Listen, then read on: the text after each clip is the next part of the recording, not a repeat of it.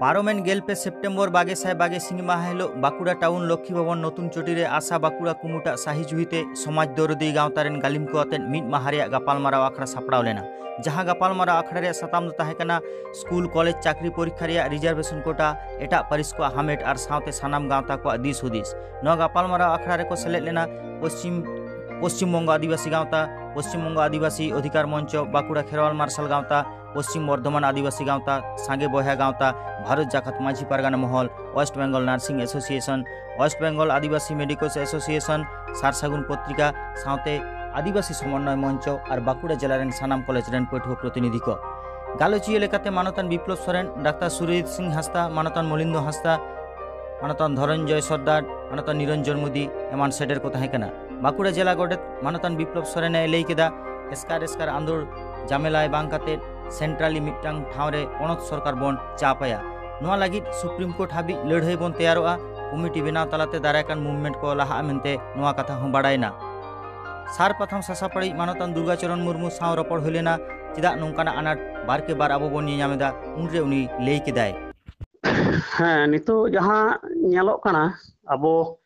ST हुदे रे माने ओ आदिवासी को से छातिक को ना एसटी रे को हिजुक कना आरकी माने टाइटल हो बांग परिवर्तन काते जेलका मुखर्जी बनर्जी बोसाक हैं दास मंडल विश्वास खातून खान महातो राय नोंकान अडी आयमा जहाँ छातिक जाति रेन टाइटल ताको माने देखो कना को उनको एसटी रे को हिजुक कना आदो नोआ इदी खाते जहाँ निजे आरकी खंद्रन काते नेल होय कना नोना किछु अजे दो मेना गया जेलका मिड नंबर अजे दो इन जहाँ तेबा नाम कदा ओना दो हुयुक कना माने आबोरेन जहाँ सांतार दीर्घदिन बाजार नगर करे मेना कोआ चाकरी सूत्र रे बार पुरुष को चाकरी दा निकन सांतार जखन दीर्घदिन देखो तलार को तहन कना उनको मा रोड धर्म करम आरिचाली जतो को आट कदा आदो आट खान को आदो जखन के देखो तलार को तहन कना को देखो ठेन नाना रकम प्रश्न रे सम्मुखीन कना को जे आपे दो नोआ मंडी से टुडू मुर्मू नोआ को चेक टाइटल नोआ को दो ठीक टाइटल दो बांग कना आरकी आपे दो देखो कना पे तो बंगाली लेका के आचरण बंगा बुरु कना पे जतो आले साला के ताले उन समय उनको संताड़ जहां रोड को रतोड़ जतो को आट कदा आदो उनकान संताड़ सरासरी आदो को एफिडेविट कते को टुडू मंडी मुर्मू खना सरासरी आदो देखो टाइटल हता कते को एफिडेविट कना ताले जखन उनको एफिडेविट कते को देखोइना मेनखान आको दो एसटी सर्टिफिकेट दो मेना गेता को हैं से अच्छा ताले उनका कते मेटा उनको एसटी रे को हेजना ओना टाइटल हर माने सरासरी कोर्ट रे एफिडेविट कते एक नंबर दो नंबर दो हुयो कना आबोरेन जहां कुड़ी गिद्रा कोड़ा गिद्रा जहां छाती सला को बापला कना हैं से हां हां जेमन कोटा दिन लहार के बन नेल केदा सुजाता मुर्मू मेनते मेटांग तुड़ुक ठने जावायना आदो उनी रे जखन गिद्रे को हुयुक कना हैं से उन आयु ओना सर्टिफिकेट देखाव कते उनी तुड़ुक रेन गिद्रे हो आदो को एसटी हैं से उनका के देखो ठेन को जावायक कना ताले उनकुरन गिद्रे माने आयु ओना सर्टिफिकेट थ्रू दिए लिंक नाम कते उनको एसटी सर्टिफिकेट को उडोंगा 2 नंबर 3 नंबर दो हुयुक कना अबो संतार गे छातिक बहु को अगुएत कोआ हैं से ओजन लहारे मिटन तुलपाड़ होइना मारुना मुर्मू इदी खाते मारुना मुर्मू आज बाद हुयुक कना गुरुचरण मुर्मू माने अबो संतार सावता रे पहिलो आईपीएस हैं से और उनी मारुना मुर्मू आयु दो हुयुक कना सेली मुखर्जी ताहले उनी दो मुर्मू मुखर्जी कुड़ी गिद्रे कना जहां जादवपुर यूनिवर्सिटी रे नितो ए प्रोफेसर दा हिस्ट्री रे आदो उनी ना खाइ जाहु पित्र बना बाबा सूत्र ते उनी दो एसटी कना हैं से आदो एसटी एनखान आदो उनी कुड़ी हपन जहां ती सारो देखो ठने जावायना हैं से ताहले आया को एसटी सर्टिफिकेट मेना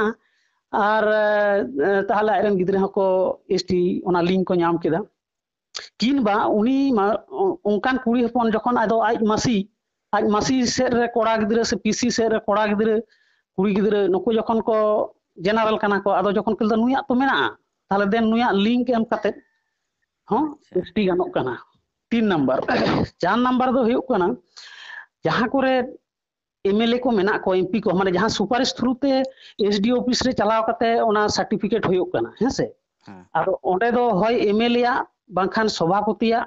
वीडियो नोंकाना ओटा सुपारिश माने सर्टिफिकेट लगा कना जे नुई दो नोआ जाति रेन हर कना हां हां ᱥᱟᱵ ᱠᱟᱜ ᱢᱮ ᱚᱸᱰᱮ ᱦᱚᱭᱛᱳ এমএলএ ᱢᱤᱫᱴᱟᱝ মাহাতো ᱢᱮᱱᱟᱭᱟ কিংবা সভাপতি হয়তো মাহাতো মেনায়া ᱟᱫᱚ ᱚᱱᱠᱟᱱ ᱡᱟᱭᱜᱟ ᱨᱮ ᱟᱫᱚ ᱚᱱᱠᱟᱱ ᱢᱟহাতো ᱦᱚᱲ ᱜᱮ ᱡᱚᱠᱷᱚᱱᱮ ᱪᱟᱞᱟᱣᱱᱟ ᱡᱮ ᱱᱚᱣᱟ ᱤᱧ ᱫᱩᱧ ᱤᱭᱟᱹ ᱮᱥᱴᱤ ᱞᱟᱹᱜᱤᱫᱚᱜᱼᱟ ᱟᱠᱚᱨᱮᱱ ᱦᱚᱭᱛᱳ আত্মীয় ᱠᱟᱱᱟ ᱠᱚ ᱯᱮᱲᱟ ᱯᱟᱹᱲᱦᱟᱹ ᱠᱟᱱᱟ ᱠᱚ তাহলে উনি ᱟᱫᱚ ᱚᱸᱰᱮ ᱡᱚᱨᱟলো ᱢᱤᱫᱴᱟᱝ ᱥᱟর্টিফাই ᱮᱢᱟ ᱫᱮᱭᱟ ᱡᱮ ᱦᱮᱸ ᱱᱩᱭ ᱫᱚ ᱤᱧ ᱵᱟᱲᱟᱭᱤᱧ ᱱᱩᱭ ᱫᱚ ᱱᱚᱰᱮ ᱚᱲᱟᱜ ᱛᱟᱭ ᱱᱩᱭ ᱫᱚ ᱢᱤᱫᱴᱟᱝ এসটি অন্তর্ভুক্ত ᱠᱟᱱᱟᱭ ᱟᱫᱚ ᱚᱸᱰে সাবকাস্ট ᱨᱮᱫᱚ হয়তো ᱥᱟᱶᱛᱟᱞᱮ ᱚᱞ ᱠᱮᱫ ᱛᱟᱭᱟ কিংবা মুন্ডা কিংবা ভূমিজ ᱚᱞ ᱠᱮᱫ ᱛᱟᱭᱟ কিন্তু টাইটেল ᱫᱚ মাহাতো ᱜᱮ ᱛᱟᱦᱮᱸᱭᱮᱱ ᱛᱟᱭᱟ আচ্ছা আচ্ছা হ্যাঁ আচ্ছা আর সাবকাস্ট ফেভার দেয় তো আদᱚ যখন গে এসডিও রে সাহেব টেন চালাওনা আদো উনি তো বাই ᱧᱮᱞ ᱫᱟ ᱡᱮ ᱱᱩᱭ ᱫᱚ তদন্ত করতে তো বাই ᱧᱮᱞ ᱫᱟ ᱚᱸᱰᱮ ভিডিও মানে ভিডিও সে সভাপতি সে এমএলএ কোল কাদা মানে নোয়া দো ধ্রুব সত্য হ্যাঁ হ্যাঁ তাহলে ওনা লেখাতে আদো উনি হন মেনজাপিট কাতে সার্টিফিকেট এমা দেয়া মানে হন ইনকে কাতে উনি পুনিয়া কারণ খাতির মানে আবো সান্তাল সাঁওতারে ছাতি কো এসটি লিস্ট রেকো বলন কানা আদো নোয়া ক্ষেত্র রে আবো বেশি সতর্ক তাহেন তবে যাহাই আবো সাঁওতাল কো এপিডেপিড কানা তাহলে নোয়া দো আবো আগে ফল্ট আচ্ছা এখন কড়া গিদ্রে কুড়ি গিদ্রে ওকা ছাতিক ঠেন কো জামাইᱚᱜ ᱠᱟᱱᱟ ᱵᱟᱹᱦᱩᱜ ᱠᱟᱱᱟ ᱠᱚ ᱛᱟᱦᱞᱮ ᱱᱚᱣᱟ ᱦᱚᱸ ᱟᱵᱚᱣᱟᱜ ᱜᱮ ᱯᱷᱚল্ᱴ ᱦᱮᱸᱥᱮ ᱛᱟᱦᱞᱮ ᱦᱚᱸᱜᱼᱚ ᱱᱤᱭᱟᱹ ᱠᱚ ᱡᱩᱫᱤ চেকিং গানোᱜᱼᱟ ᱦᱮᱸᱥᱮ ᱛᱟᱦᱞᱮ ᱚᱱᱟ এসটি লিস্ট রে উनको লিংক বাকো ᱧᱟᱢᱟ ᱚᱸᱰᱮ এসটি ᱞᱟᱹᱜᱤᱫ ᱟᱨᱠᱤ